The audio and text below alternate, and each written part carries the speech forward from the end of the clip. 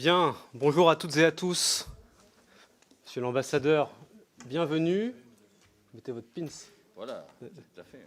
de la présidence. De la présidence. Très bien. Non, en tout cas, monsieur l'ambassadeur, merci beaucoup d'être présent aujourd'hui à l'Assemblée nationale pour notre audition. Nous sommes très heureux et très honorés de pouvoir vous entendre sur les priorités belges dans la présidence du Conseil de l'Union européenne. Belgique est un pays ami qui nous est extrêmement cher, qui m'est particulièrement cher, parce que vous le savez, je suis le député des Français qui résident notamment en Belgique, au Benelux. Et donc, à ce titre-là, je suis très heureux de pouvoir vous accueillir aujourd'hui. Et je sais que beaucoup de collègues attachent une importance particulière à votre pays. Et donc, nous allons vous écouter avec beaucoup d'attention.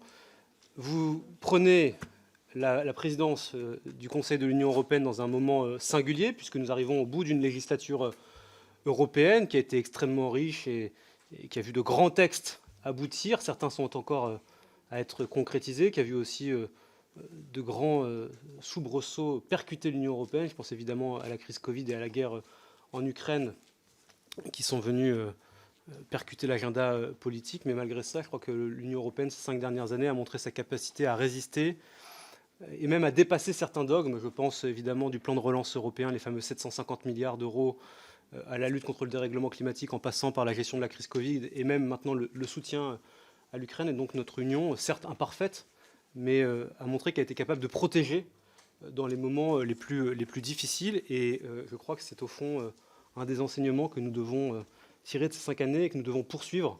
L'Europe est pertinente lorsqu'elle protège les citoyens européens. En tout cas, ça, je crois que c'est un message important à porter. Et dans le contexte de la crise agricole que nous rencontrons en France, mais aussi dans beaucoup de pays européens, je crois que là aussi l'Europe a un rôle important à jouer. Nos agriculteurs sont attachés à l'Union européenne parce qu'ils savent que la politique agricole commune leur permet de vivre, vient les aider à produire, à développer leur production.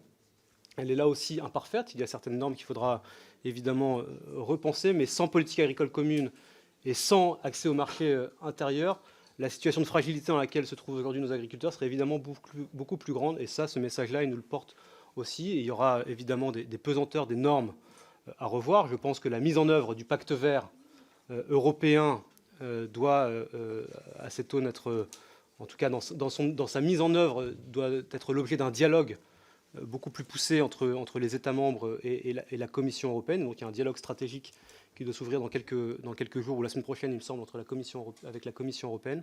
Et donc dans ce temps de dialogue, il faut faire en sorte que les contraintes qui pourraient arriver sur nos agriculteurs puissent être nivelées par un certain nombre de soutiens à nos agriculteurs, que ce soit en France, en Belgique et dans tous les pays européens. Et ça va être l'objet, je crois, d'une discussion qui peut nous animer aussi ici aujourd'hui, parce que vous avez beaucoup de collègues qui sont spécialistes des sujets agricoles et qui suivent cela avec beaucoup d'intérêt. Et donc, je suis sûr qu'ils auront des questions à ce sujet. Voilà, je ne vais pas être beaucoup plus long. Je vais vous laisser la parole tout de suite pour que vous puissiez nous présenter les priorités de la présidence belge. Et puis ensuite, je passerai la parole aux collègues pour qu'ils puissent vous interroger. En tout cas, merci infiniment pour votre présence. Monsieur le Président, je vous remercie beaucoup pour votre invitation et puis votre mot d'introduction. Merci beaucoup à vous aussi de vouloir m'entendre par rapport aux priorités de la présidence belge. C'est une présidence qui tombe un peu à un moment assez particulier, dans ce sens que d'abord on vient à fin de cycle législatif, donc nous aurons le Parlement européen qui sera dissous quelque part fin avril, et donc en raison des élections européennes, et puis ça nous laissera que 3 mois et demi, 4 mois pour terminer un travail législatif important qui est toujours là. Et donc, nous sommes évidemment très contents et remercions beaucoup la présidence espagnole à avoir avancé quand même dans pas mal de dossiers, non seulement le pacte sur l'immigration, mais également d'autres dossiers où ils ont poussé les trilogues à un moment important où nous sommes nous sommes actuellement préparés à les finaliser ou bien au Parlement de passer à l'élection. Et donc, vous direz, également dans le cadre de cette bonne collaboration, la présidence espagnole avait associé la présidence entrante, belge, à l'exercice des trilogues dans le passé, et donc ce qui a permis également une meilleure compréhension des dossiers, des positions de l'un et de l'autre, afin de pouvoir arriver à des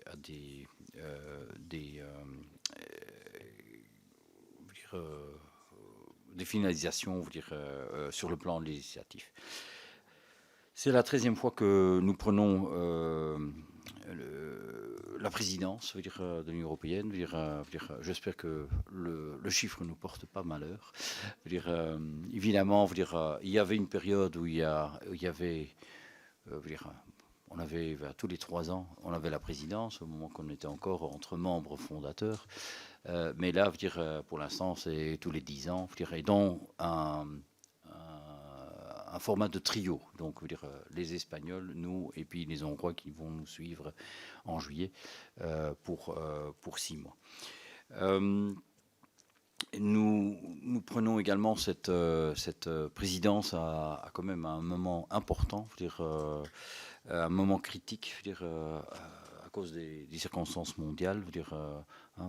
On a l'agression russe en Ukraine, les événements au Moyen-Orient, qui est... Ouais, merci. Le changement climatique, la crise énergétique, la désinformation, on voit que ça arrive, et également que l'Europe, que nos concitoyens demandent des réponses et des actions de la part de nos gouvernements, mais également de la part de l'Europe. Et donc, nous sommes là, et nous avons comme présidence, mais vous savez que là, une présidence s'inscrit toujours dans une continuité. Et donc, nous avons trouvé 6 objectifs qu'on aimerait comme des principes qui vont nous guider pendant notre présidence, pendant ces 6 mois. Et la première de ces objectifs, il y a offrir une meilleure protection aux citoyens européens, renforcer la coopération au niveau interne et avec des partenaires externes, préparer notre avenir commun, notamment en mettant les jalons du débat futur, et là je réfère à l'agenda stratégique qui devrait être adopté en juin, et préparer le cycle législatif suivant le Parlement européen, la Commission européenne. On devra en quelque sorte essayer de mettre les jalons pour leurs travaux dans la période 2024-2029. Et en faisant cela, nous devons également évidemment rester ferme par rapport à la Russie, et montrer notre soutien indéfectible à l'Ukraine. Nous avons identifié 6 thématiques dans lesquelles on doit les faire. Vous les voyez là, les 6 thématiques, et j'ai compris qu'il n'y a pas beaucoup de temps. Je vais vite parcourir les 6 thématiques, et comme ça, vous avez la possibilité de voir un peu, et puis par après, on aura une session de questions-réponses. Voilà. Très bien. Donc, la première thématique, c'est de défendre l'état de droit, la démocratie et l'unité. Il est primordial de continuer à promouvoir et défendre le respect des droits fondamentaux, l'état de droit et la valeur démocratique. Et comment est-ce qu'on fait cela? En investissant dans l'autonomisation et l'inclusion des citoyens, et surtout les jeunes, à travers une éducation qualitative, et de soutenir davantage des possibilités de mobilité, de sport, pour les jeunes. Également, il faut veiller au pluralisme des médias, la transformation numérique, tout le débat autour de l'intelligence artificielle actuellement en cours. Et là, également, important, le lien avec la désinformation, un véritable fléau, comme nous avons pu constater dans pas mal de sujets. Deuxième thématique, c'est renforcer notre compétitivité. C'est en accordant une priorité à la compétitivité, à la politique industrielle, en donnant des garanties sur les conditions de concurrence équitables, non seulement pour les grosses sociétés, mais également pour les PME, et de leur assurer un cadre réglementaire cohérent, stable et simplifié. Par la création d'un écosystème numérique durable, innovant et résilient. Nous voulons également consolider le marché intérieur, entre autres celui des marchés des capitaux et celui de l'énergie, tout comme l'avenir industriel de l'Union européenne, en réduisant la dépendance dans des secteurs critiques, et attention particulière à notre autonomie stratégique, non seulement au niveau des matières premières stratégiques, mais aussi de production alimentaire. Nous devons également, pour rester on top of things, comme on dit en anglais, conférer un plus grand rôle à la recherche et l'innovation pour permettre à nos industries de pouvoir s'innover et prendre les places dans les marchés, sur les marchés mondiaux. N'oublions pas que nous devons également faire attention à un marché de travail pour augmenter les taux d'emploi par la formation continue. Tout en renforçant notre compétitivité et une politique industrielle, nous devons également poursuivre une transition écologique juste, avec une place centrale à la transition énergétique accélérée et inclusive, en assurant un accès favorable aux citoyens et aux entreprises et garantir une sécurité d'approvisionnement. Nous devons garantir cette sécurité de notre approvisionnement tout en gardant une neutralité climatique comme objectif et accroître nos investissements en faveur d'un réseau énergétique intégré et adapté aux évolutions futures. D'ailleurs, au niveau climatique, nous devons également être attentifs à l'économie circulaire et une gestion durable de l'eau. Également, en renforçant notre compétitivité, tout en même temps poursuivant cette transition écologique qui est déjà, qui a déjà démarré, nous devons également renforcer la cohésion sociale et sanitaire. Qu'est-ce que je veux dire par cela ? La Belgique travaille sur un programme pour doter l'Union européenne d'un programme social pour favoriser une société européenne plus inclusive, plus égalitaire et plus juste, en renforçant le dialogue social, en promouvant une mobilité équitable de la main-d'œuvre et en défendant la santé mentale au travail et un accès à une protection sociale durable. La Belgique plaide pour une action européenne commune en faveur d'un logement décent et abordable pour tous, renforcer la sécurité d'approvisionnement en médicaments et une meilleure gestion des médicaments abordables avec une stratégie pour accroître les effectifs dans les secteurs de la santé et des soins. Un sujet qui est très particulier également dans les régions transfrontalières, comme on l'a déjà discuté avec Madame la députée. Le cinquième objectif, c'est protéger les individus et les frontières. Nous devons traiter le dossier législatif associé au nouveau pacte européen sur la migration et l'asile. Nous devons renforcer la dimension extérieure de notre politique en matière d'asile et immigration avec un partenariat mutuel bénéfique avec les pays d'origine, la lutte contre la criminalité organisée, je veux dire, à la prévention et la répression du terrorisme et de l'extrémisme violent, mais également je veux dire, la criminalité organisée de drogue, trafic de drogue, continuer la discussion sur l'avenir de la sécurité et la défense européenne avec un accent sur la consolidation de la base industrielle et technologie de notre industrie en Europe.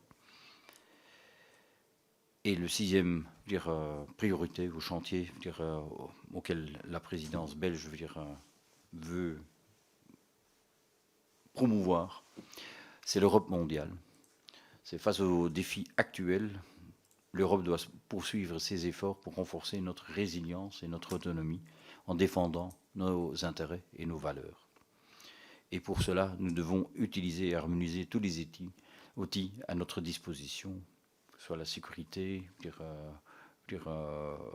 les moyens économiques, de développement, de l'aide humanitaire, la politique commerciale, que nous avons à notre disposition. Alors, pour la Belgique, un pays fédéral, nous avons un système un peu particulier dans ce sens que il y a des conseils qui seront présidés par des ministres fédéraux, donc du gouvernement national, mais vu la constitution belge prévoit également la dévolution de certaines compétences au niveau régional, c'est-à-dire par exemple culture, éducation, tourisme, patrimoine et d'autres. Ces conseils-là seront en fait présidés par un ministre régional qui parlera au nom de la Belgique. Donc il siège comme belge. Et donc nous avons beaucoup de conseils qui sont là. Nous avons évidemment les conseils formels qui sont là, qui sont connus de tout le monde, dont les agendas sont déjà connus jusqu'à 2-3 ans à l'avance. Mais il y a également les conseils informels qui sont présidés en effet par soit un ministre fédéral, soit un ministre régional, dépendant du sujet dont on veut dire. Et comme vous voyez, la plupart des conseils formels et informels auront lieu à Bruxelles, au Palais d'Egmont, qui est notre, disons, Quai d'Orsay. Et il y en a quelques-uns qui auront lieu dans les régions, notamment ceux-là qui sont présidés par les ministres régionaux. Un petit mot sur le budget. Nous sommes à un budget à peu près de 100 millions d'euros qui ont été libérés, dont 40 millions à peu près dévolés aux affaires étrangères, au ministère des Affaires étrangères, qui l'utilise pour recruter des gens, mettre à disposition des locaux, ainsi de suite. 15 millions à la police, au service de sécurité, pour la sécurisation de tous ces sommets, tous ces activités. Et puis le reste qui a été distribué aux différents ministères responsables pour l'organisation des sommets ou des conseils formels ou informels comme dont on a parlé. Voilà, donc nous avons également un site web dans plusieurs langues, aussi le français, dans les 3 langues nationales, mais également l'anglais. Et donc c'est là que vous trouvez plus d'informations, également un petit quiz, afin d'aiguiser les appétits de connaissances. Et puis j'attends le prochain slide. Je vous remercie de votre attention, Et nous sommes évidemment avec mes collaboratrices, Madame Aquatem, qui est conseillère Europe, et Madame Jacob. Nous sommes prêts à répondre à vos questions. Merci. Merci, monsieur l'ambassadeur. C'est vrai qu'il était décisif ce dernier slide, ça aurait été dommage de le louper. Merci beaucoup pour cette présentation. On ira faire le quiz sur le site, j'en suis sûr. Et je passe tout de suite la parole à Charles Sitsensul pour le groupe Renaissance et pour 3 minutes. Merci, Monsieur le Président, Excellence, Monsieur l'Ambassadeur. Tout d'abord, vous dire le plaisir que nous avons à accueillir la Belgique, qui est un pays fondamental, un pays fondateur de la construction européenne, et puis également un pays majeur de la francophonie. Alors moi, j'aurais 3 sujets à évoquer rapidement. Le premier, bien sûr, l'agriculture. C'est celui qui s'impose dans l'agenda européen depuis quelques semaines. Il y a eu des grands mouvements de contestation sociale en Pologne, aux Pays-Bas, en Allemagne, en France, dans d'autres pays également. Qu'est-ce que montrent ces successions de manifestations? C'est qu'il y a aujourd'hui une peur des agriculteurs européens vis-à-vis de l'avenir. C'est un manque de confiance dans l'avenir. Cependant, le groupe Renaissance veut redire son attachement à la politique agricole commune, qui est une des grandes réussites de la construction européenne, qui assure la sécurité alimentaire des Européens depuis 60 ans. La PAC n'est pas un outil parfait, mais c'est un outil qui a permis à nos concitoyens de se nourrir à des prix abordables et aussi à notre agriculture de se moderniser, d'évoluer, de rester une puissance de production et une puissance d'exportation. C'est notamment pour cette raison que dans les débats agricoles qui vont continuer, il est absolument indispensable que nous rappelions que l'avenir de l'agriculture européenne n'est pas la décroissance, mais l'avenir de l'agriculture européenne reste la croissance et la production. Nous sommes ouverts aux échanges internationaux. Il faut que, bien sûr, nos produits agricoles puissent exporter, mais les échanges internationaux ne doivent pas non plus reposer sur la naïveté. C'est à ce titre que la France, par la voix de son ministre de l'Agriculture, a rappelé que l'accord Mercosur n'était pas acceptable. Et donc, il serait intéressant que vous nous disiez quelle est la position de votre pays à ce sujet. Sur un autre sujet, le marché intérieur, qui fait partie des priorités de votre présidence. Le président Emmanuel Macron a eu l'occasion de rappeler il y a quelques jours à Davos que la France considère la finalisation de l'union des marchés de capitaux comme une priorité. Nous avons construit une union douanière, nous avons construit une monnaie unique, qui sont 2 grandes réussites. Maintenant, nous devons unifier nos marchés financiers pour permettre de soutenir la croissance et de permettre l'innovation des entreprises qui demandent de plus en plus de capitaux. Donc on se réjouit là aussi que vous placiez ça comme priorité. Concrètement, quels sont les résultats que vous attendez sur la finalisation de l'union des marchés de capitaux? Pour terminer rapidement, la défense. La guerre en Ukraine a montré que l'Union européenne n'était pas encore complètement prête pour son réarmement.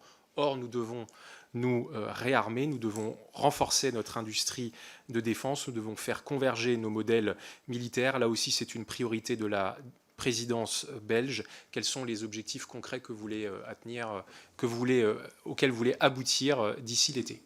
Merci beaucoup. La parole est à Alexandre Sabatou pour le groupe Rassemblement National et pour 3 minutes.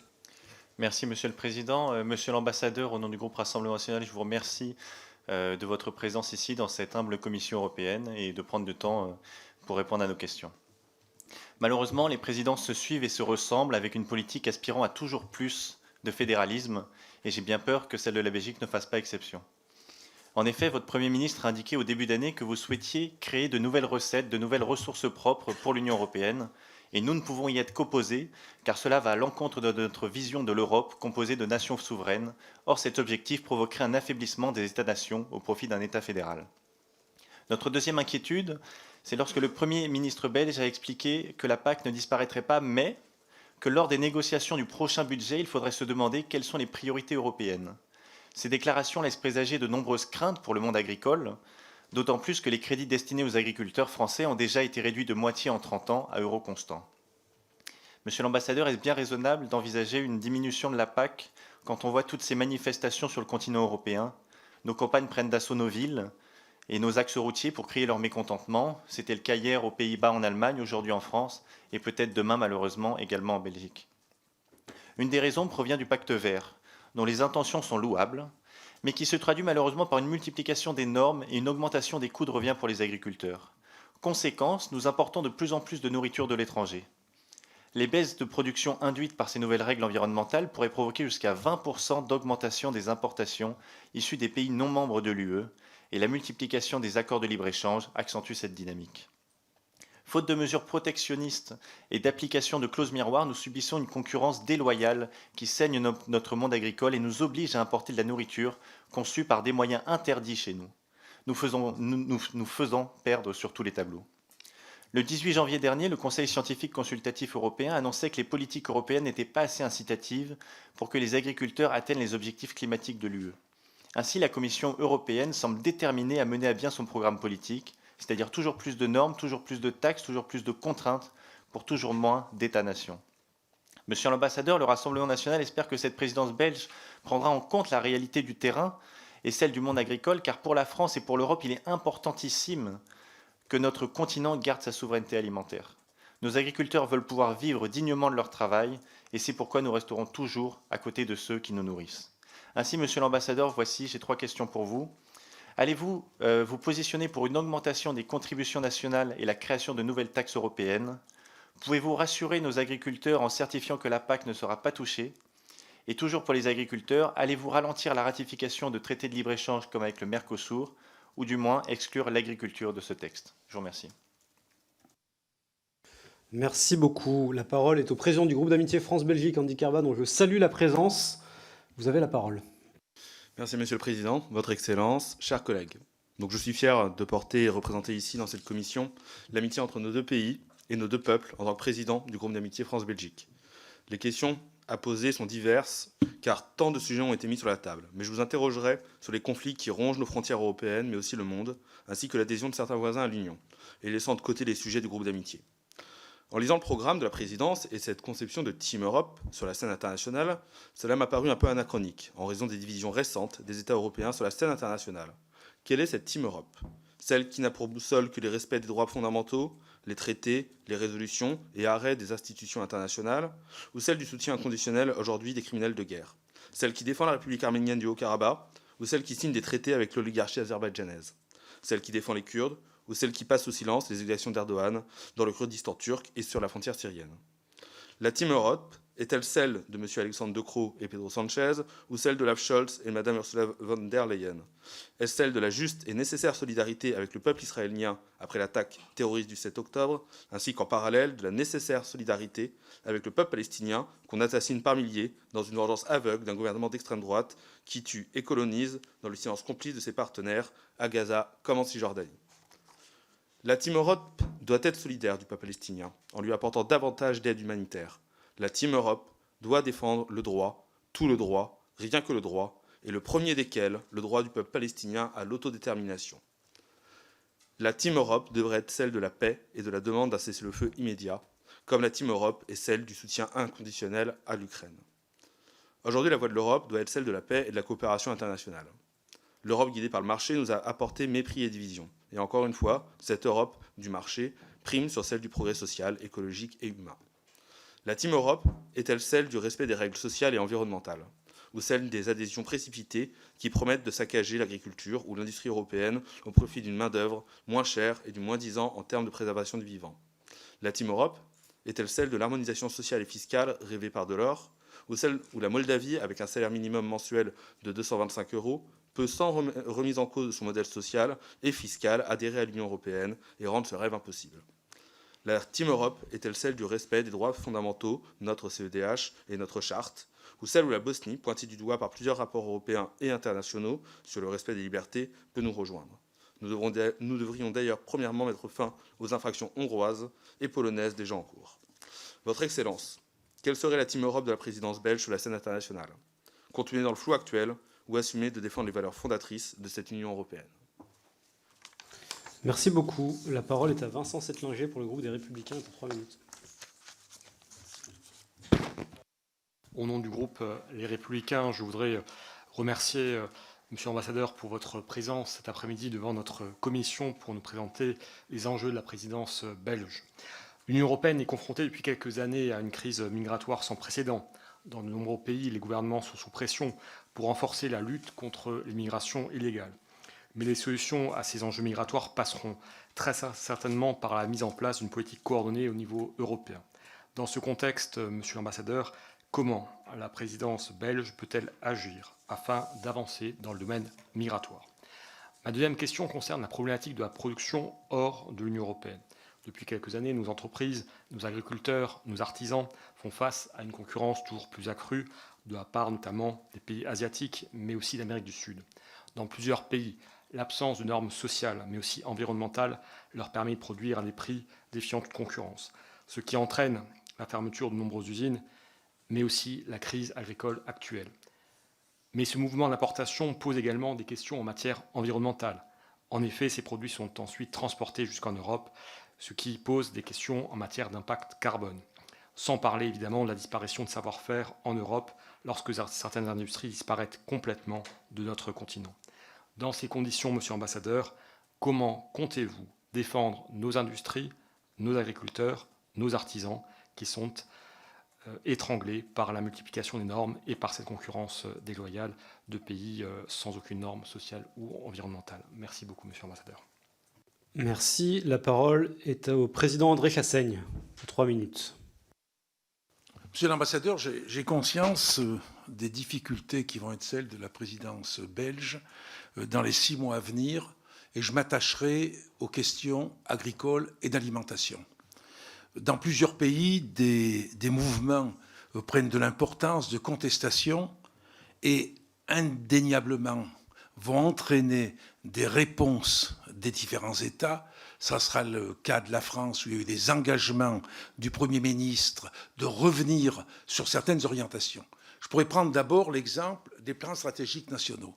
Ces plans stratégiques nationaux qui définissent les actions de chaque pays, la déclinaison de chaque État de l'Union européenne de la politique agricole commune, sans aucun doute, vont être obligés d'évoluer rapidement pour répondre aux attentes qui sont celles des agriculteurs de notre pays et aussi d'autres pays européens. Donc comment allez-vous faire en sorte qu'il y ait une réactivité, que les réajustements qui vont être indispensables puissent se faire le plus rapidement possible? Là, il va y avoir une très lourde responsabilité de la présidence pour qu'on ait véritablement des bougées qui soient des bougées rapides. Deuxième exemple, c'est celui de l'exigence de limiter les charges administratives, ce qu'on appelle la simplification. Les États européens, je crois, sont assez unanimes pour dire que l'objectif recherché dans la PAC actuelle n'a pas été atteint. C'est vrai que dans la préparation de la PAC, il avait été affiché qu'il y aurait la simplification administrative, qu'il y aurait beaucoup moins de lourdeur pour les agriculteurs. Dans la réalité, ce n'est pas le cas. Il y a un contrôle des utilisations de produits phytosanitaires, un contrôle des pratiques, un contrôle des rotations, un contrôle d'engagement qui sont faits pour obtenir les subventions européennes, qui fait qu'il y a une lourdeur. Et aujourd'hui, je pense qu'il y a là aussi, il y a des annonces qui sont faites, notamment par le gouvernement français. Comment les choses vont pouvoir se résoudre rapidement? Troisième problème, c'est celui des clauses miroirs. Alors là, c'est comme l'Arlésienne. On en parle toujours, mais on ne les voit jamais. C'est-à-dire qu'on dit, et ça a été affirmé par l'Europe, il y a même eu un rapport qui a été fait en juin 2022, qu'il faut être beaucoup plus attentif à l'application des normes sanitaires environnementales aux produits agricoles et agroalimentaires importés. Dans la réalité, ça ne se fait pas. Parce qu'il n'y a pas les moyens qui sont mis en œuvre, il n'y a pas les moyens qui sont mis en œuvre, parce qu'il n'y a pas la volonté politique, et que dans le code des accords de libre-échange, il faudrait sortir l'agriculture, et comme elle est dedans, eh ben, il faut qu'il y ait des clauses miroirs qui soient adoptées. Et enfin, je terminerai en disant qu'il y a la question, ce blocage au niveau de l'Union européenne des prix planchers, où la loi Egalim, par exemple, ne peut pas aller jusqu'au bout pour garantir un prix rémunérateur, tout simplement parce qu'on dit qu'il ne faut pas d'agriculture administrée, qu'on ne peut pas appliquer des prix planchers, et donc, résultat des courses, c'est la grande distribution et les grâces, c'est l'industrie agroalimentaire qui est en conflit avec la grande distribution et avec les producteurs. Comment on va sortir tout ça? Comment vous allez gérer ces urgences d'aujourd'hui? Merci beaucoup. Voilà pour un premier tour de table, monsieur l'ambassadeur. Il y a d'autres questions, mais je vous les soumettrai ensuite. Je vous propose de répondre déjà à ces quelques premières interpellations. Merci beaucoup. Je vois que vous êtes tous très intéressés par l'agriculture, et je comprends. L'actualité est là. Et non seulement en France, également en Belgique et dans d'autres pays européens. Et je crois que tous nos agriculteurs ont en effet les mêmes défis devant eux, par rapport à leur place dans la société, dans l'industrie, également confronter avec ce besoin de transition écologique et de le faire et de se repositionner afin de trouver un, un modèle économique viable pour les agriculteurs.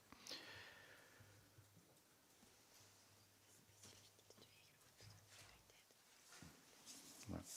Donc, je vais commencer peut-être par un élément, parce que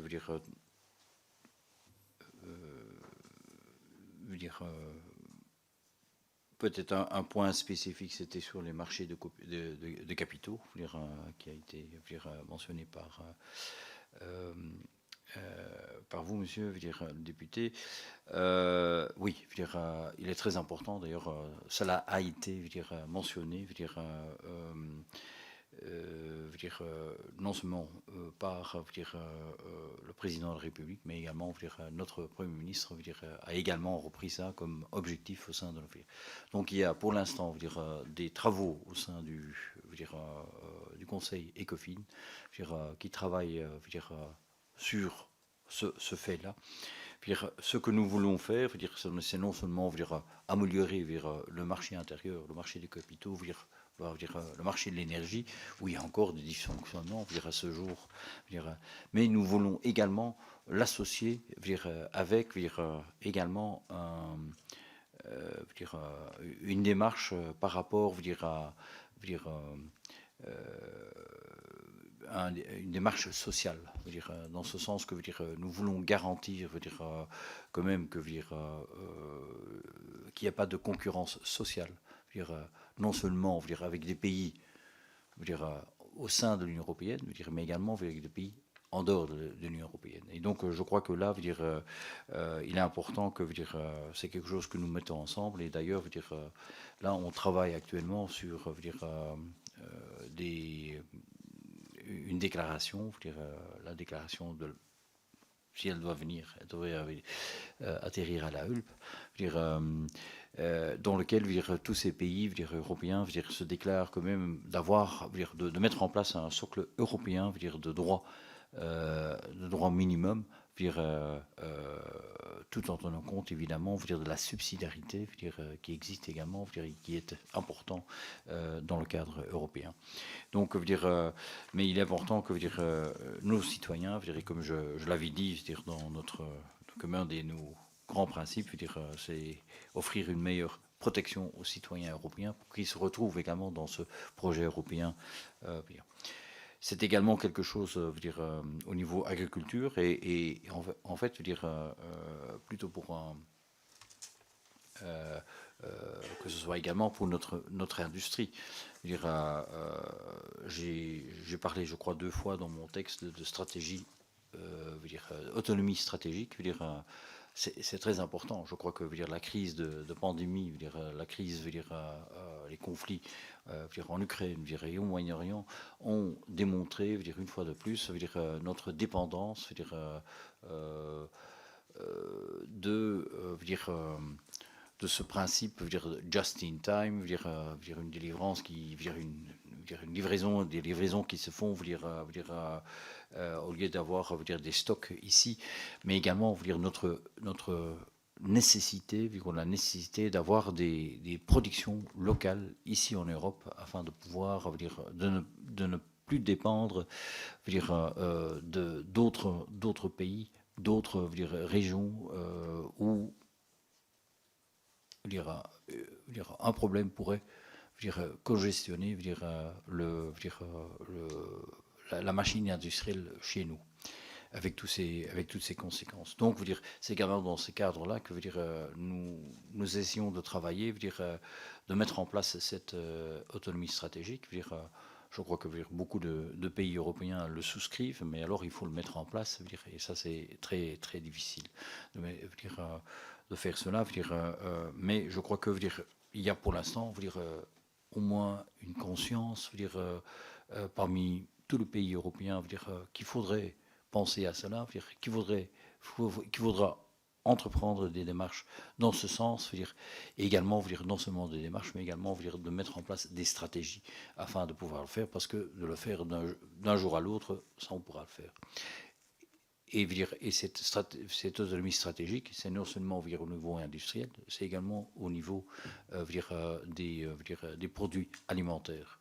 Donc, veut dire, nous devons veut dire, être capables de pouvoir veut dire, produire nous-mêmes nos produits de base, nos produits de...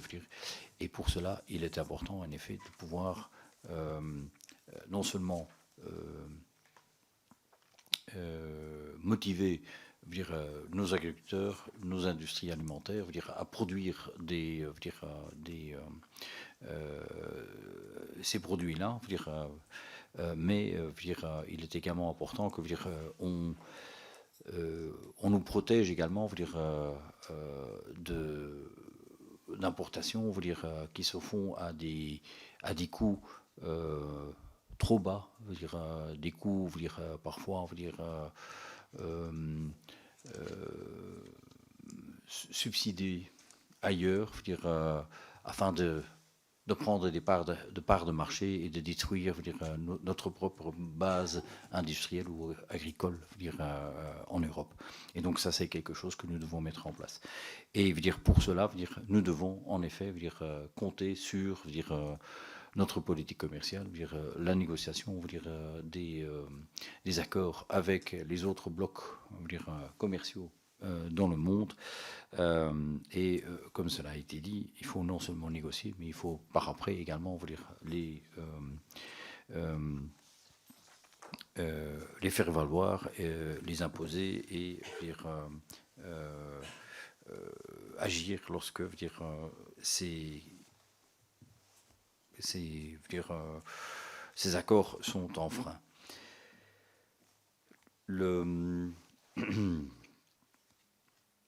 Par rapport à la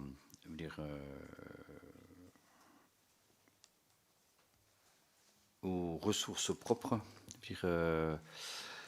oui, nous croyons que c'est important que l'Europe ait une base de financement propre. Pour l'instant, et d'ailleurs ça également en lien avec l'agriculture, la PAC est financée par des subventions européennes qui sont en fait que nous finançons. Et à chaque fois, nous devons renégocier le cadre financier pluriannuel. Ça va se faire à partir de 2025. Il y a déjà les premières discussions ont lieu en ce moment pour essayer de trouver les jalons. Donc, c'est également notre tâche d'essayer de mettre, de définir les jalons de ce débat parmi les 27, pour que, en effet, la mise en place de ce nouveau cadre pluriannuel soit bénéfique à tous les acteurs européens, que ce soit les agriculteurs, mais également tous les autres projets qui sont financés par l'Union européenne. Pour l'instant, ces bases de financement dépendent également des sources comme TVA, mais qui sont perçues par l'État national et puis reversées à la Commission pour mettre en œuvre. Donc, pour cette raison-là, également pour des raisons de simplification, la Belgique, où notre ministre est partisan de mise en place d'un taxe, d'un mode de financement. Je ne parle pas d'un taxe, mais de mode de financement européen, et de donner cette compétence financière à l'Union européenne. Ça ne fait que en quelque sorte crédibiliser et probablement aussi rendre plus acceptable la structure de l'Union européenne auprès des citoyens européens. La crise migratoire En effet, je crois que c'est quelque chose auquel beaucoup de pays sont confrontés en ce moment. Nous sommes évidemment tenus par l'agenda législatif de mettre de finaliser l'adoption du pacte sur la migration. Qui, pour nous, est un élément important pour gérer de manière commune au niveau européen ces phénomènes de migration. Je crois que on pourra à ce moment-là voir une meilleure répartition des migrants en Europe, mais également de pouvoir faire des accords avec des pays d'origine. Et on sera plus fort si on peut les négocier à 27 avec un pays que de manière bilatérale, parce que nous voyons également en Belgique, lorsque nous parlons avec certains pays, il y a des problèmes bilatéraux qui soudainement risquent de faire des problèmes dans un cas ou dans un autre. Et donc, là, si on les monte au niveau de 27, ce sera plus facile de pouvoir neutraliser les petits bisbis bilatérales qu'on puisse avoir dans ce cadre-là. Donc, là, il est important, et c'est un de nos objectifs de pouvoir terminer, de faire adopter ce pacte. Je regarde dans mes notes.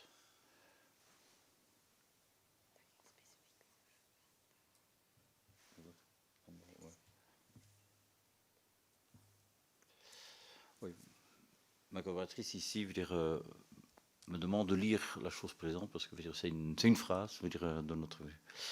Il est en effet d'une importance stratégique que l'agriculture et la pêche continuent de répondre à nos besoins alimentaires quotidiens à l'avenir dans le cadre d'une politique alimentaire européenne harmonisée.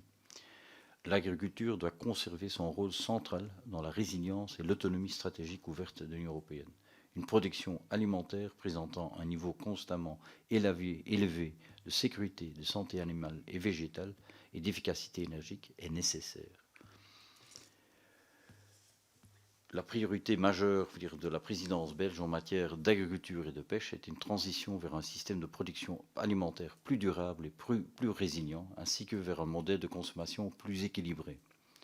Elle accordera une attention particulière à la cohérence des politiques, principalement dans le domaine du commerce, de l'environnement et du climat. Ce sont les grands thèmes, les deux phrases importants du chapitre sur l'agriculture. J'espère pouvoir avoir pu répondre à vos questions à ce stade-ci.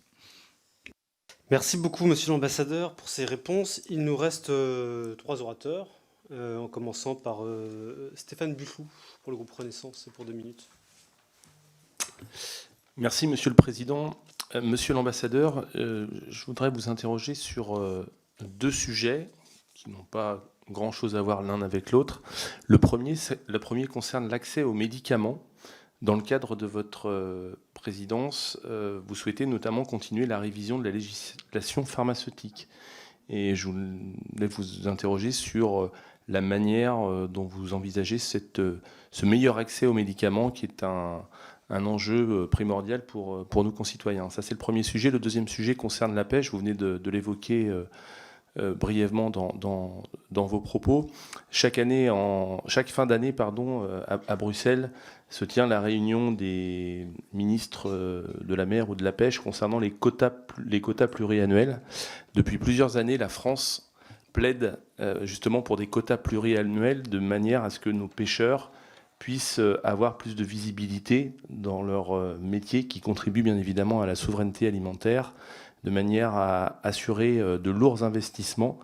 Et je voulais savoir si, dans ce cadre-là, la Belgique soutenait la position de la France sur ces quotas pluriannuels. Merci beaucoup. Merci. La parole est à Lisiane Métayer pour le groupe Renaissance pour 2 minutes. Merci, Monsieur le Président, Monsieur l'Ambassadeur. Merci de nous faire l'honneur d'être parmi nous aujourd'hui et je dois dire qu'il revêt également une dimension un peu personnelle pour moi, car mon époux est belge. Je suis députée de la circonscription Lorient-Groix et depuis, les pêcheurs artisans de ma circonscription, tout comme ceux de la façade atlantique, sont contraints de laisser leur bateau à quai suite à la fermeture du golfe de Gascogne pendant 1 mois. Certes, ils seront aidés par l'État français, mais les pêcheurs sont des passionnés de la mer et ils veulent vivre de leur métier et nous leur devons notre souveraineté alimentaire, comme vous venez de nous le rappeler.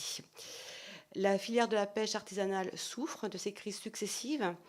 Quelles initiatives envisagez-vous pendant votre présidence de l'Union européenne en matière de politique de la pêche, sans opposer économie et écologie? Je vous remercie. Merci beaucoup.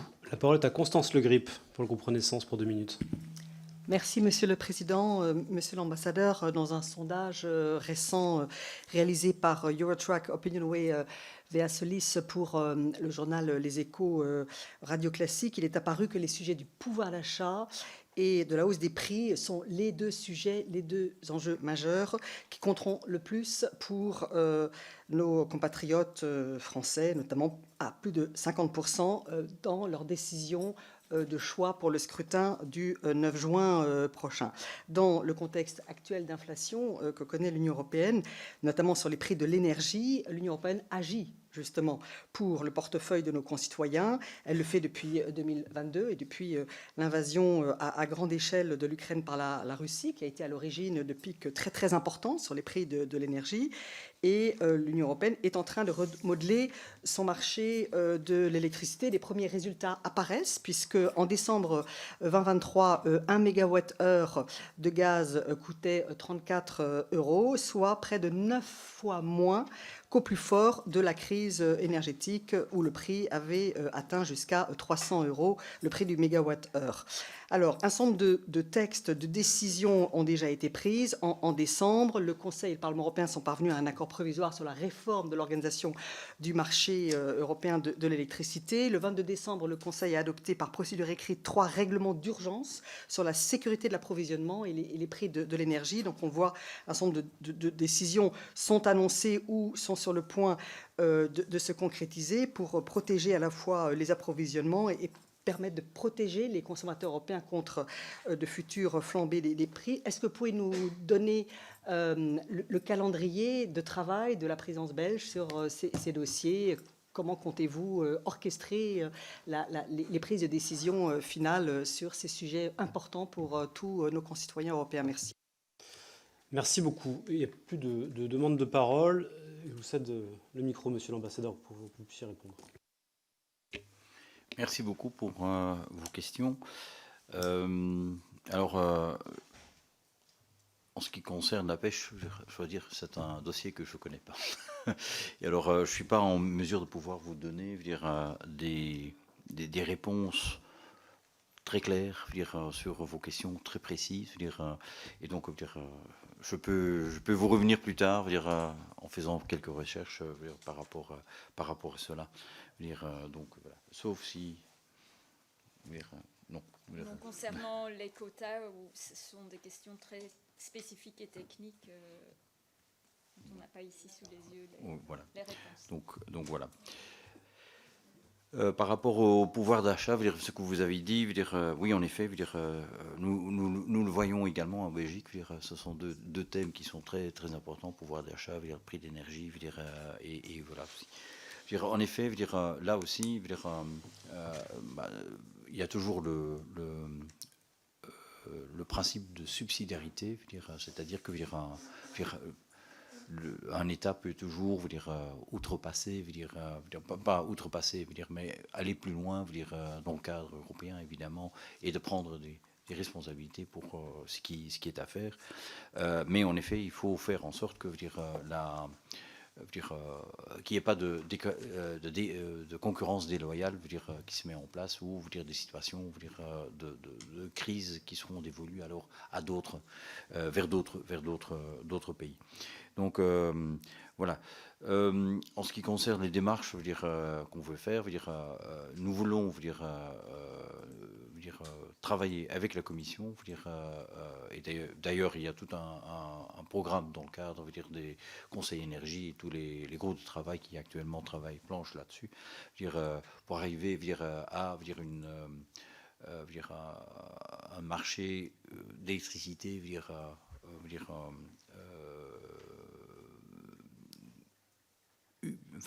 unifié ou mieux organisé, dans ce sens que ce que nous constatons actuellement, là pour la Belgique, la France, il n'y a pas de problème, nous avons des systèmes de connexion entre nos pays pour venir à l'aide, lorsque vos centrales nucléaires étaient fermées, c'était la Belgique, les centrales nucléaires de Belgique qui alimentaient la France en électricité et vice versa. Mais par exemple, il y a encore des zones de l'Union européenne où il n'y a pas ces connexions-là, et donc qui réclament également d'avoir ces moyens Et alors, une fois qu'on a ça, on peut en effet avoir un marché d'électricité qui est beaucoup plus connecté, et qui pourrait également avoir un effet stabilisateur sur les prix. Même chose au niveau des autres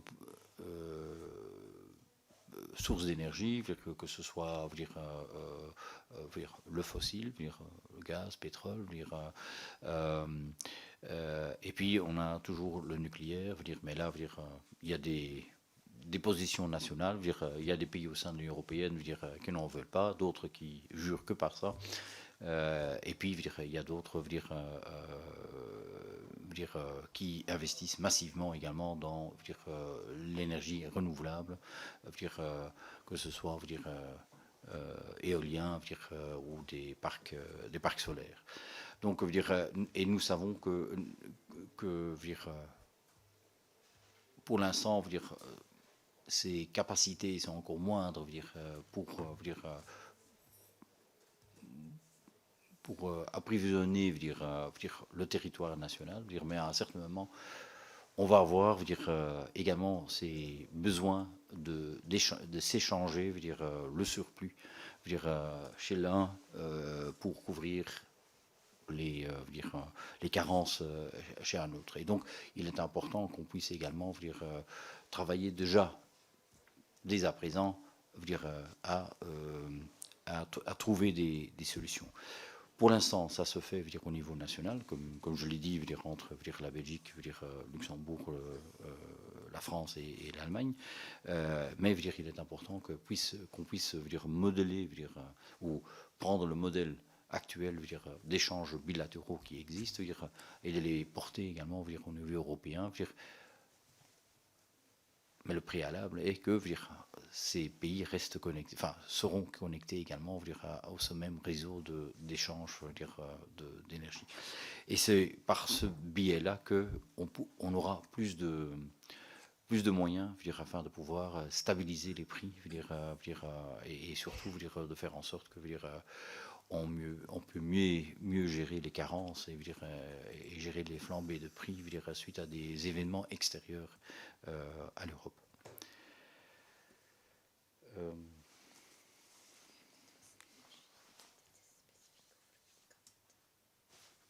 Sur les médicaments, c'est également une question importante.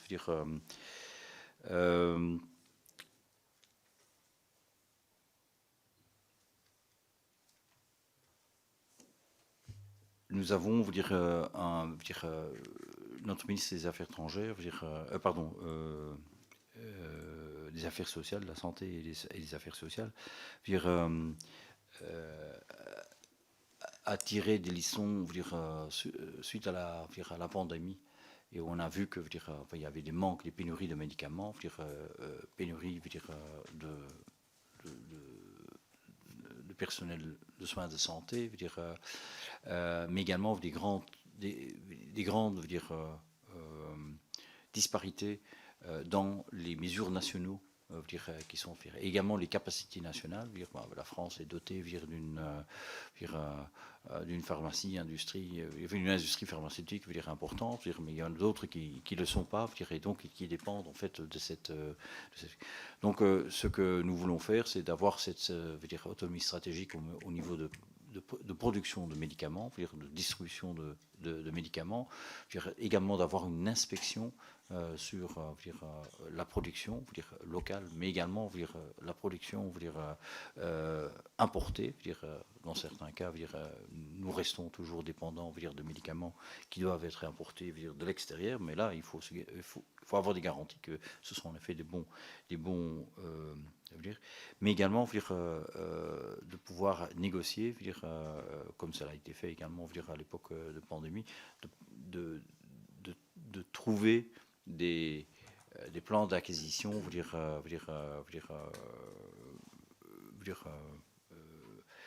afin de réduire les coûts des médicaments. Donc,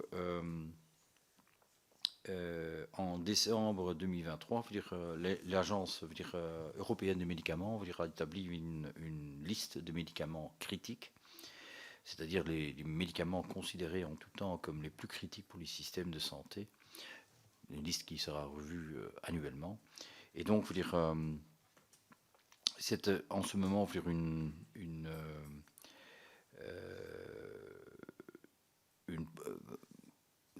c'est une proposition de la Commission, c'est de pouvoir utiliser cette liste-là, afin de pouvoir avancer également sur les méthodes d'acquisition équitables. Et là, la Belgique souscrit cette proposition et nous voulons travailler ensemble avec la Commission afin de pouvoir de réaliser cette proposition de la Commission. Également sur les procédures de mise en marché, là aussi, nous devons les raccourcir actuellement pour avoir l'autorisation de l'Agence européenne des médicaments pour mettre un médicament sur le marché, c'est en moyenne 400 jours. Nous voulons le raccourcir à 180 jours. Ce qui serait une belle chose. Et là aussi, ça enchaîne également un certain nombre de mesures qui allègent la charge réglementaire de la mise sur le marché des médicaments. Et là aussi, avec la Commission, nous sommes en train de travailler pour que cela devienne réalité et législation de l'Union européenne. Voilà. Je me rends compte qu'il y avait un aspect que je n'ai pas répondu, et c'était l'aspect militaire et surtout la question d'armement, qui est très important, surtout en ce moment-ci, où nous voyons que l'Europe a besoin d'armes, entre autres pour fournir des armes à l'Ukraine dans sa défense contre la Russie, mais également pour ses propres, parce que nous sommes en train de vider nos stocks afin de pouvoir aider l'Ukraine. Et donc, il est important qu'on puisse travailler sur nos capacités militaires. Et là, je crois que là, il y a un très bel exemple de coopération, belgo-français et luxembourgeois dans le domaine militaire avec le programme CAMO, où nos forces terrestres travaillent, investissent dans le même genre de matériel afin d'être compatibles sur le théâtre européen. Nous faisons la même chose au niveau naval avec les Pays-Bas, la Belgique et la France, où nous aurons également des équipements, des bateaux qui seront également. Et donc, il est important que non seulement nos armées puisse communiquer. On le fait via l'OTAN, mais il est important qu'on puisse le faire également davantage au niveau européen, mais également que nos industries d'armement puissent également collaborer. Et là où il y a encore pour l'instant parfois des préférences nationales, il faut que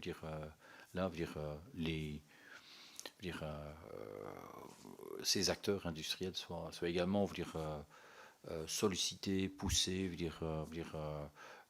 responsabilisés, afin de se retrouver également. Je crois qu'ils seront également poussés par cela, parce que il y a un tel degré d'investissement dans la recherche et le développement de ces systèmes que fatalement les industries devront collaborer afin de pouvoir travailler. Et là, il entre dans notre intention que l'Europe se montre davantage intéressée à pousser nos industries européennes à se parler entre eux et de trouver des solutions entre eux, au lieu d'aller discuter avec des partenaires outre-mer qui ont également une industrie et donc des solutions, mais qui ne sont pas nécessairement les meilleures à trouver. Voilà. Merci. Merci, Monsieur l'ambassadeur, pour ce moment d'échange et pour vos réponses. Je vous souhaite une bonne présidence belge, de beaux défis devant vous, et merci de nous avoir consacré du temps aujourd'hui. Avant de vous libérer, il me reste à procéder à quelques nominations de rapporteurs, et donc je vous propose de nommer rapporteur d'information sur la politique monétaire de la zone euro face aux défis climatiques Henri Alfandari et Alexandre Sabatou, sur la situation et les perspectives de l'espace Schengen, Liliana Tanguy et Thibault François. Et puis je vous propose également de nommer M. Nicolas Thierry, rapporteur sur la proposition de résolution européenne dont il est l'auteur, relative à la révision du règlement européen REACH sur les substances chimiques. Donc, sauf objection de votre part, je vous propose que l'on procède à ces nominations. Et je vous souhaite à toutes et à tous une bonne après-midi et à la semaine prochaine pour écouter Pascal Boyer sur la protection des élevages de bétail et du loup, avec une présentation de projet et un avis politique, enfin une présentation de rapport et un avis politique. Voilà. Merci beaucoup et encore merci, Monsieur l'ambassadeur. À bientôt. Merci à vous et à votre disposition.